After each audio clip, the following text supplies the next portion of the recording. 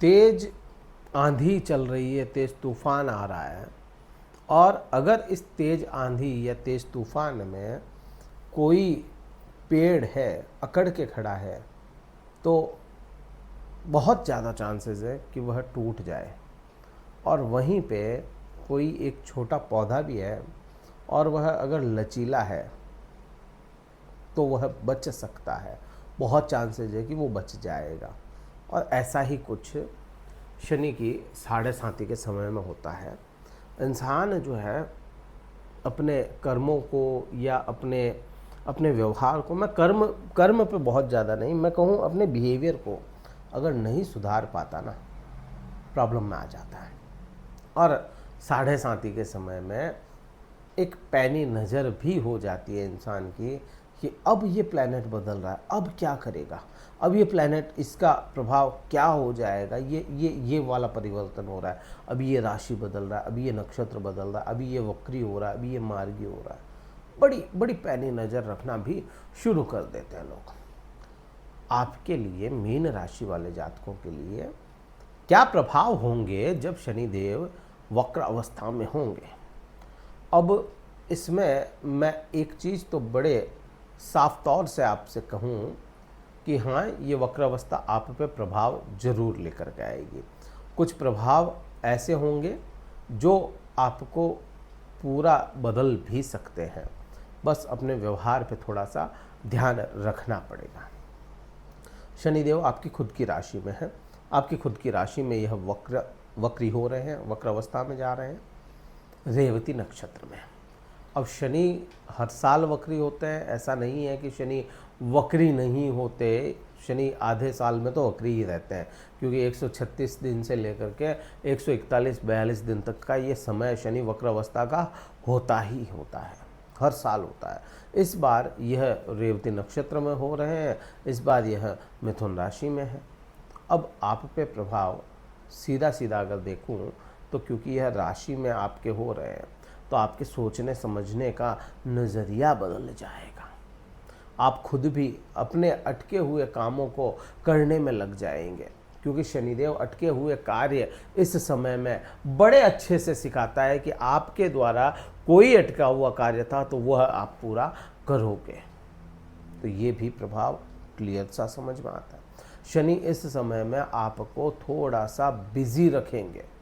हाँ, आलस्य तो हो सकता है, लेकिन ये वक्र अवस्था में है इसलिए आलसी नहीं बनने देंगे आपको। थोड़ा बिजी रहोगे, आप अपने ही कामों से बिजी रहेंगे, आप अपने ही किए हुए कामों से बिजी रहेंगे। ये प्रभाव समझ में आता है। शनि का यहाँ पे केवल आपकी राशि पे ही प्रभाव नहीं है, या कहूँ कि जहाँ बैठे वहीं प्रभाव नहीं होता। शनि इस समय में और भी जगहों पे प्रभाव लाते हैं, वो होती है शनिदेव की दृष्टियाँ। अब आप देखो, इस समय में शनिदेव, अगर आम बोलचाल की भाषा में बोलूँ ना, या कहूँ बहुत सिंपल सा अगर समझना हो तो मैं कहूँगा शनि इस समय में ऑडिट पे निकले हैं, और जो चीज़ें पेंडिंग थी उनको सुधारेंगे, उनको बढ़ाएंगे आगे।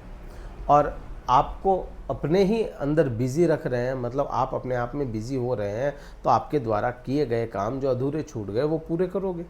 अब दृष्टि में भी यही प्रभाव अपने को कुछ मिलता जुलता समझ में आएगा कि तीसरा भाव, तीसरे भाव पे दृष्टि है, और तीसरा भाव आपके लिए क्या है? आपके लिए किसी भी तरह के विचार विमर्श का भाव है। आपको कोई कार्य करना था, कोई विचार विमर्श करना था, कोई प्लानिंग करनी थी, कोई आपको फैसला लेना था, किसी तरह के निर्णय पे पहुंचना था और आप नहीं ले रहे थे, उस चीज़ को टाल रहे थे, तो अब टाला नहीं जाएगा। ठीक है ना? अब टाला नहीं जाएगा, अब तो काम होगा, अब तो उस चीज़ पे काम करोगे और उस पे बड़े सोच समझ के आप काम करोगे। कोई भी चीज़ हो सकती है, कोई भी फैसला हो सकता है जो आप लें इस समय में। और ये शनि दिखाते हैं इस समय में, जहां आप लंबे समय से लोगों से अलग थलग बैठ रहे थे, लोगों से बहुत ज़्यादा मिल नहीं रहे थे, वह इस समय में ठीक होगा। आप लोगों से मिलेंगे भी सही, आप अपने दायरे को बढ़ाने की कोशिश भी करोगे। हाँ, वो कितना बढ़ता है वो अलग बात है, लेकिन दायरा जरूर बढ़ता हुआ नजर आएगा। ये भी प्रभाव समझ में आता है। हाँ, इस समय में थोड़ी सी प्लानिंग आपको सोच समझ के करनी पड़ेगी आने वाले समय की, लेकिन सोच समझ के करनी है। अब यहाँ पे ये भाव जो है ये पुराने मित्रों का भाव है। और शनि को देखो ना आप, शनि जब तीसरी दृष्टि देते हैं ना तीसरे भाव पे, ऐसे में शनि जो होते हैं वह पुराने मित्रों को दूर कर देते हैं, अलग थलग पटक देते हैं, आपको अकेला छोड़ देते हैं। अकेला ही आपको चलना होता है इस समय में।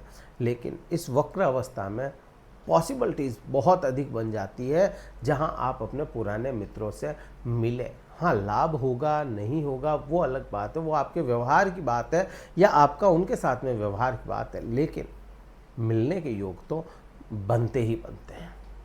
फिर शनि की जो 7वीं दृष्टि है वो देखो, 7वीं दृष्टि सप्तम भाव पर, शनि 7वें भाव पर देखते हुए आपको समर्पण देंगे यहाँ पर, या कहूँ समर्पण चाहेंगे।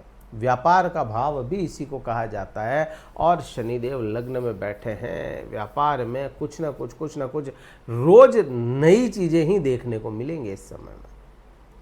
प्लस इसमें एक चीज़ और बनती है, जो लोग व्यापार को विस्तार देना चाहते थे, लंबे समय से अटक रहे थे किसी भी काम की वजह से, किसी भी कारण की वजह से, इस वक्र अवस्था में अटके हुए कार्य होने हैं, तो वह अटका हुआ व्यापार भी बढ़ता हुआ नजर आएगा। यहाँ पे पति पत्नी के व्यवहार में थोड़ा सा यहाँ पे बहुत अच्छे या बुरे तो नहीं कहूँगा, लेकिन थोड़े वैचारिक मतभेद अपने को समझ में आते हैं। और इससे भी अधिक प्रभाव जो होंगे वह आपको 10वें भाव में देखने को मिलेंगे। 10वीं दृष्टि शनिदेव की जो है वह आपके 10वें भाव पे ही जा रही है। अब ये इसलिए भी इम्पोर्टेंट हो जाता है क्योंकि आपका जो 10वां भाव है आप ही के राशि स्वामी बृहस्पति की ही दूसरी राशि है, और बृहस्पति इस समय में उच्च के हैं। शनि बृहस्पति के भाव को देख रहे हैं, तो ठीक उसी समय पे शनिदेव बृहस्पति देव उच्च के होकर के, गुरुदेव बृहस्पति उच्च के होकर के शनिदेव को अपनी दृष्टि दे रहे हैं। यहाँ पे आपको विस्तार देखने को मिलेगा। और विस्तार कैसा? आपको देखो, मैं ये नहीं कहता कि काम नहीं करना पड़ेगा, काम तो करना पड़ेगा आपको।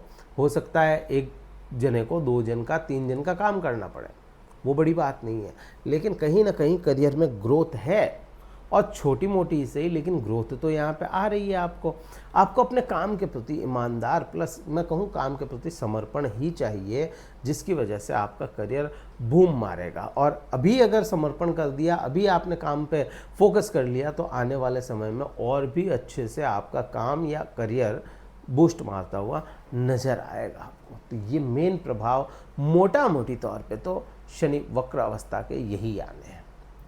अब एक प्लैनेट से कभी कोई पूरी अपन नहीं कर सकते हैं ना, एक प्लैनेट से नहीं देख सकते, लेकिन एक प्लैनेट को भी अच्छे से समझ लिया पाए जाए तो उससे निश्चिंत हो जाते हैं अपन। ये चीज़ तो होती है। क्या उपाय करो इस समय में? इस समय में आप बृहस्पति की आराधना करो। सबसे बढ़िया उपाय तो वही है, बृहस्पति के बीज मंत्र का जाप करो, ओम ग्रांग ग्रीं ग्रोम स गुरुवे नमः, प्रातः समय, ठीक है, 1 माला। आप इस समय में कोशिश करें किसी से उलझे ना, वो ज़्यादा ज़रूरी है। फालतू का बिना बात के नहीं उलझना आपको, ठीक है। तो ये आपको ध्यान रखना है। अगर ये वीडियो कहीं ठीक लगे, लाइक करना, शेयर करना, सब्सक्राइब करना चैनल को। और अगर कुंडली विश्लेषण करवाना चाहता हूँ, डिस्क्रिप्शन में कार्यालय का नंबर है, व्हाट्सएप मैसेज द्वारा संपर्क करके अब पहले मैसेज भेजना, फिर अपना स्लॉट बुक करवाना, फिर मैं आपसे बात कर पाऊँगा। पेड कंसल्टेशन होता है, तो आप ऐसे कर सकते हैं। केवल आपके चार्ट पे बात करेंगे। इस वीडियो में इतना ही था। जय हिंद, वंदे मातरम, भारत माता की जय।